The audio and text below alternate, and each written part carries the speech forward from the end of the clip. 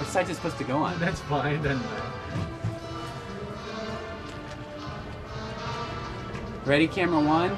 Take camera one. Camera two, why don't you get a shot of a band member?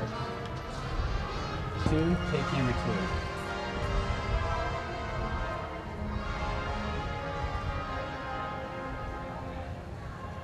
Ready, camera one? Take camera one.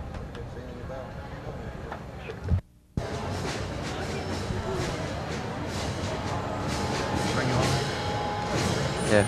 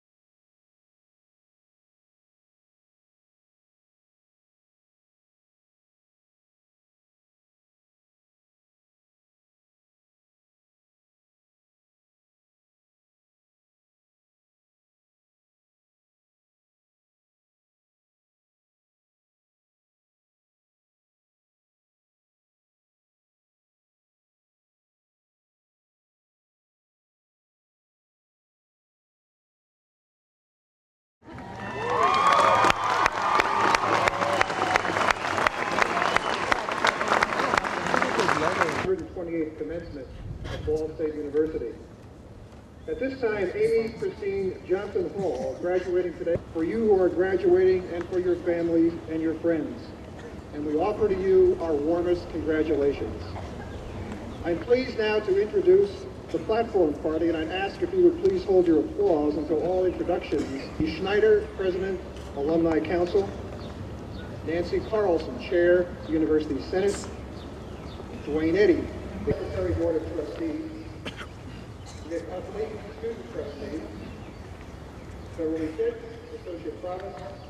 Ms. Hillary Webb, who will sing the alma mater at the conclusion of our ceremony. Deborah Baylog, Dean of the Graduate School. John E. Worthen, President of the University, and Richard McKee, Executive Assistant to the President, who is today carrying our university mace. Please join me in recognizing these university leaders.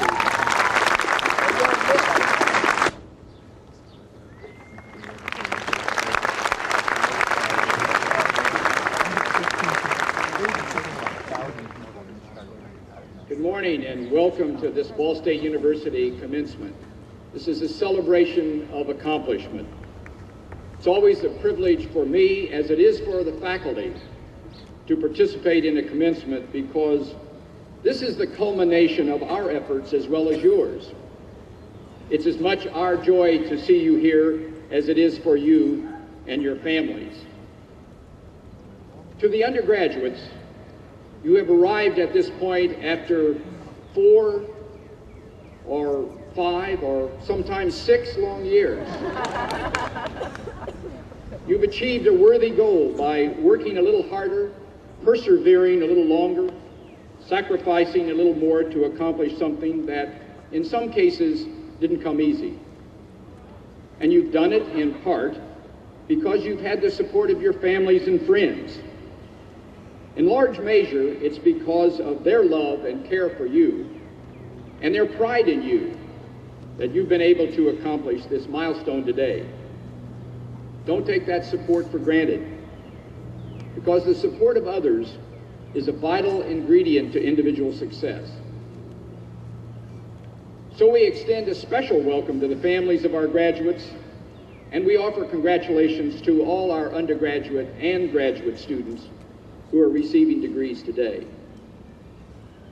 Let me say to those completing master's, specialist, and doctoral degrees, we're aware of the special efforts required to achieve at this level, and we recognize your creativity and your persistence in meeting these challenges. This is a special day for me, too. If I'm counting correctly, this is the 45th commencement at which I have officiated. Now, if you're counting, remember that for a few years we've had 3 commencements a year. But this day is very special because this is the last time I'll have the pleasure of participating in this commencement as your president. Sandra and I will retire on June 30th after 16 wonderful years working with a very creative and a very committed faculty, a very creative and committed staff, an excellent administrative team, and a very loyal and supportive board of trustees. And it is the last time that I'll be able to say congratulations to a group of our graduates who will provide leadership for our nation over the next 50 years.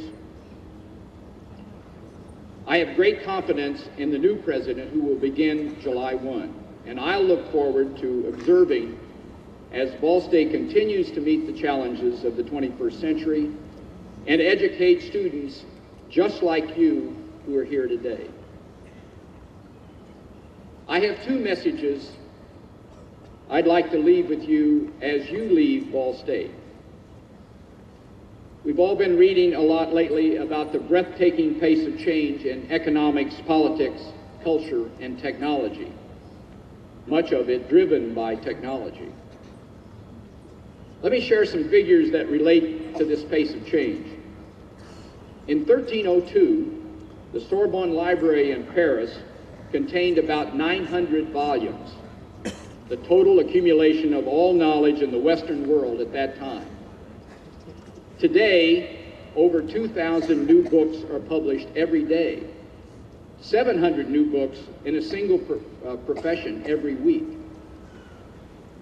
With internet sources growing exponentially every day, the availability of information isn't growing, it's exploding. Members of Congress each receive 200 million pieces of mail each year, up from about 15 million in 1970. On a typical day, there could be as many as 1,800 reporters generating stories from the White House alone. At the current pace, more new information is being generated in an hour than you can expect to take in during the rest of your lives. The change is phenomenal. Of the 100 largest U.S. companies in 1917, how many would you think existed today? 15. Besides 6 oil companies, there are 2 automakers, and these 7 others: AT&T, Citicorp, DuPont, General Electric, Kodak, Procter & Gamble, and Sears. What happened to the other 85 companies? They went bankrupt, they were liquidated, they were acquired by another company, or they were left behind. Things are changing fast. E-business has become just business because that's the way business is done today. Jobs are changing as fast as technology. In 1970, 7 million Americans were self-employed. In 1997, the number had grown to 10.5 million, and it's growing each year. 26% of all workers in the United States have been in their current jobs less than a year. And here's some good news. 92% of job seekers who'd been laid off found jobs with an equal or better salary. How did they do it? They changed. With savvy and self-confidence, they mastered new technologies, learned financing and marketing, and sold themselves. In other words, they did not stop learning. They continue to learn. And that's the first message. If you remember when you were freshmen and you attended some of the early convocations, we said then that it was our goal to teach you how to learn, to help you learn how to learn. And your graduation today confirms that indeed you have accomplished that goal. You do know how to learn. We hope, therefore, that you will use this ability and be a continuing learner, a learner all your life. Change, much of it, as I said, is generated by technology. It's now part of our social fabric. And if you and I are to survive, let alone succeed, we must be able to change. Jobs, attitude, outlooks, skills, location, viewpoints, practically every aspect of our lives. Those who succeed will be those who continue to learn and adapt to change easily and quickly. Since you've arrived here at Ball State, you've been brought together with people from other cultures, people with from other backgrounds and with other interests, and with other ways of looking at life in the world. And probably without even realizing it, you began to change as you learned from each other as well as the faculty. The faculty fostered those changes by presenting different ways of looking at the world and encouraging you to be skeptical of the conventional wisdom. And the university offered out-of-class experiences and opportunities for you to grow and learn. That as graduates, you've learned the skills necessary to become engaged in civic responsibility. And that, in addition, you have developed the attitude, that is, the inclination to contribute to your community, his own business. But Jefferson added an even more important objective of education: to understand his duties to his neighbors and country, and to discharge with competence the function confided to him by either. Jefferson is saying, as educated persons, we should understand our duties to our neighbors and our country, and then discharge those duties. You, and indeed all of us, have a fundamental responsibility to be active agents in the democratic process. I urge you to read about and study the issues, to study the candidates for office, volunteer for political causes that are important to you, vote. But in addition to taking an interest in the political process, I encourage you to participate in worthwhile public and community service projects, like those that were available to you through Ball State's student voluntary services. Strive to make your community. Baccalaureate is correct, and I believe he is. What you've learned at Ball State about to all of us. We're very proud of the value Ball State adds to our. Again, congratulations and best wishes to each of you, and congratulations to the families and sponsors who are here with us today.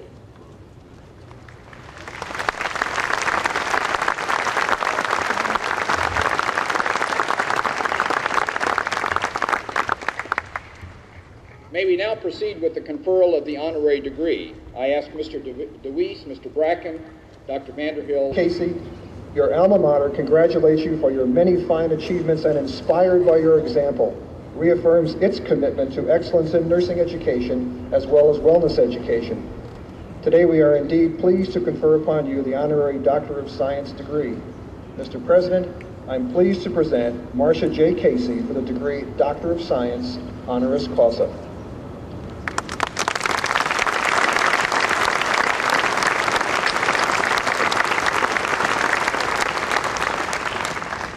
By the authority vested in me by the Board of Trustees of Ball State University, I hereby confer upon Marcia J. Casey the degree of Doctor of Science with all the rights and privileges thereunto pertaining, and award you this diploma and testimony thereof, and present the academic hood for this degree.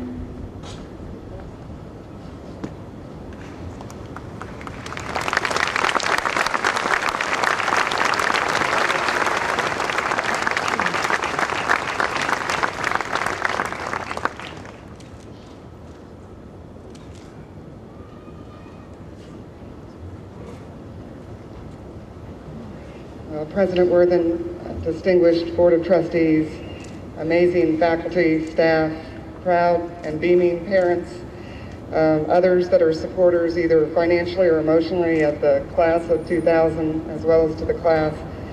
I'm honored to be here participating with you in what are monumental events for me, coming back after 22 years of having received my degree here on this campus and sitting in your position. I can clearly recall that I did not remember what the speaker said on this day. I don't know if it was because I was nervous, excited, worried about my future, glad that exams were over, or exactly what was going through my mind. So I realized that the words that I might express may be hopefully more succinct and maybe some of which you might remember 22 years from now, unless your brain is filled with so many other things like mine has become. But I do want to express just a few thoughts that I originally thought, well, I'll do a top 10 list because I know another famous alum has had great success with the top 10. But then I realized that I didn't have the writers that Mr. Letterman has, and it might not go over so well. Plus, I see how hot you all are. And again, to the idea of being succinct and simple, I did learn many years ago a strategy that it's called 3B. Be clear, be succinct, and be seated. So I'll try to follow that with, I've narrowed my top 10 down to top 2.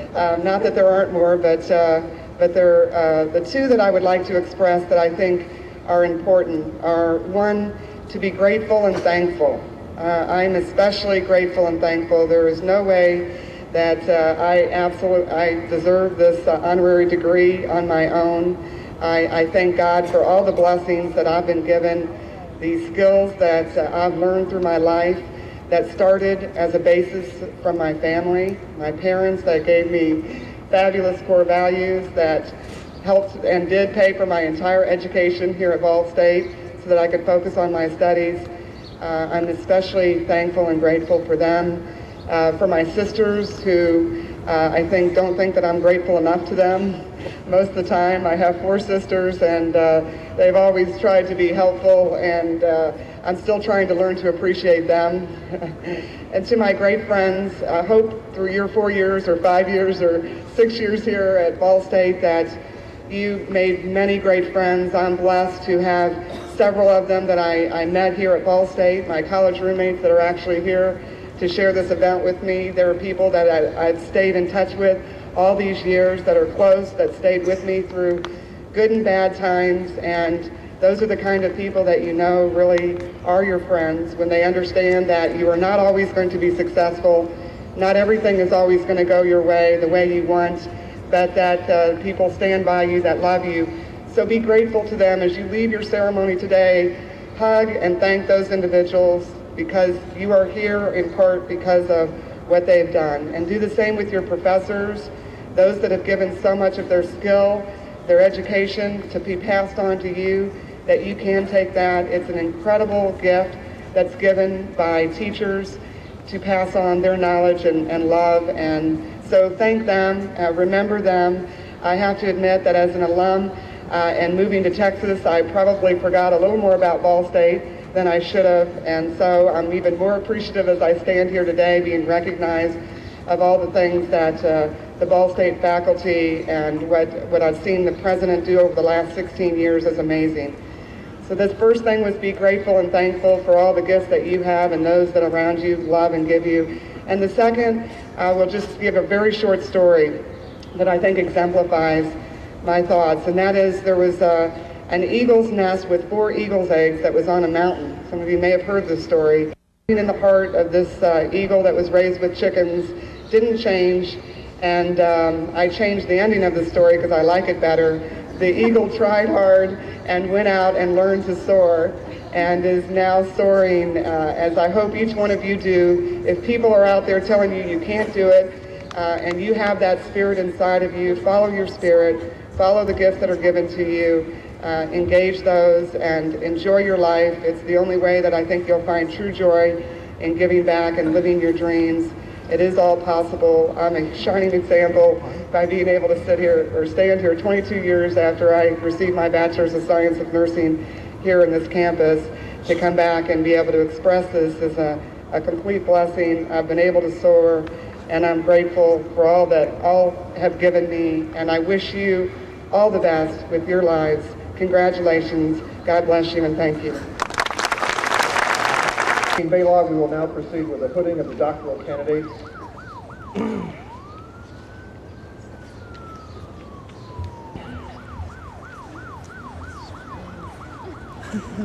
Mr. President, as promised, and Vice President for Academic Affairs, I present to you those candidates who have completed all of the